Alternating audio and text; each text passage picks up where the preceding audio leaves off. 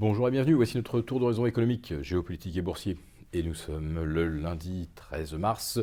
Pour comprendre comment tourne la planète finance, c'est sur la bourse au quotidien et nulle part ailleurs.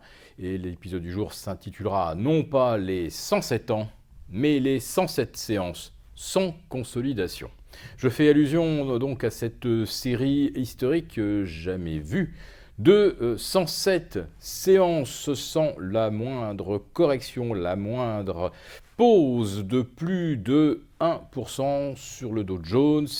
Autrement dit, depuis le mois d'octobre dernier, il n'y a plus jamais eu de consolidation, même pas le jour de l'élection de Donald Trump, puisque les pertes initiales avaient été rapidement effacées en intraday le 9 novembre dernier. Alors cette fois-ci, donc oui, on est vraiment en mode funiculaire. Non seulement mode funiculaire, mais on a aussi branché le pilote automatique.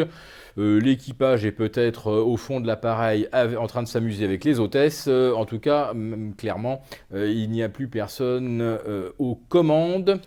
Et même si l'on voit clignoter les signaux d'alerte dans la cabine, eh bien les pilotes ne sont manifestement pas là pour le voir. Alors les signaux d'alerte, vous les connaissez, des taux qui se tendent, un plafond de la dette américaine qui va être relevé pour atteindre de nouveaux niveaux cosmiques, sachant que les 20 000 milliards que l'on nous présente comme l'encours historique jamais vu, en fait, il est depuis très très longtemps dépassé, puisque les États-Unis ne provisionnent ni les dépenses de santé, ni Medicare, ni Obamacare, ni même d'ailleurs l'augmentation du coût du service de la dette avec la hausse des taux. Tout ça, c'est du non capitalisé, du non provisionné.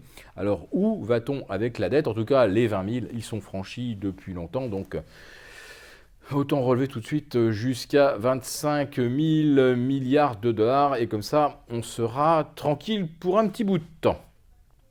L'autre souci, c'est la stratégie de la Fed. Elle a vendu le concept d'une hausse de taux en anticipation de phénomènes reflationnistes. Alors cette inflation que la Fed prétend combattre, ça fait très très longtemps que le citoyen contribuable la subit au quotidien. Aujourd'hui, on semble la prendre en compte. Non pas parce que ça correspond à un impératif tiré du réel, non, c'est simplement parce que il faut alimenter le storytelling et surtout donner à croire que la Fed a une stratégie. Pendant 8 ans, la stratégie de l'injection monétaire n'a pas démontré son efficacité. On n'a jamais vu les injections monétaires doper l'inflation, relancer la croissance. Puisque ça n'a pas marché, eh bien, on veut faire croire qu'on a un autre plan, un plan B, qui va marcher et qui, lui, donc, consiste à remonter les taux. Alors, est-ce que nos économies sont prêtes à l'encaisser? Il suffit de regarder les encours de dette, de rajouter quelques 25, 50, 75 points de base, et vous verrez de combien augmente le coût du service de la dette, et vous comparez ça ensuite à la croissance du PIB, et vous vous rendrez très très vite compte qu'il y a quelque chose qui coince. Mais pour les marchés, en tout cas, l'avenir, c'est une tempête de ciel bleu, et c'est pourquoi nous n'avons aucune correction donc digne de ce nom en fait depuis le Brexit. 107 séances sans correction de 1%, mais on pourrait même rajouter 50 séances de plus où on n'a jamais vu les indices reculer de plus de 2%, ni plus de 3 séances de rang. Alors aujourd'hui, vous verrez fleurir des études qui nous expliquent que finalement, cette hausse funiculaire peut se prolonger, puisque depuis 1896, nous avons un exemple où un cycle de hausse des marchés a été plus long et a atteint une amplitude supérieure de 580%, puisque ça aurait été la fameuse hausse de 1990 jusqu'à 2000. Alors ça, après ça, tout est une question de décompte. Tout simplement parce que de 1990 à 1994, il y a bien eu une forte accélération haussière sur les marchés.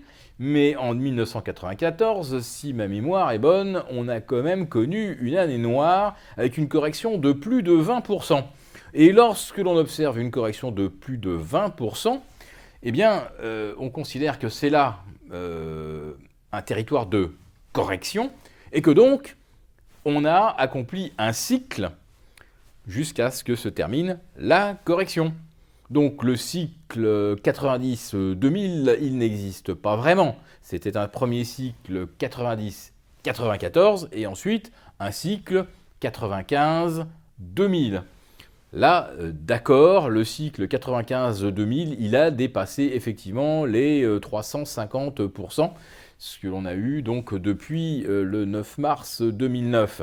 Mais en réalité, le cycle que nous connaissons aujourd'hui, si l'on accepte cette version que nous contestons du rallye 90-2000, eh bien, c'est le plus long cycle de hausse de l'histoire, au-delà même de celui que l'on avait connu de 1954 à 1960 et de 1968 à 1974. Voilà.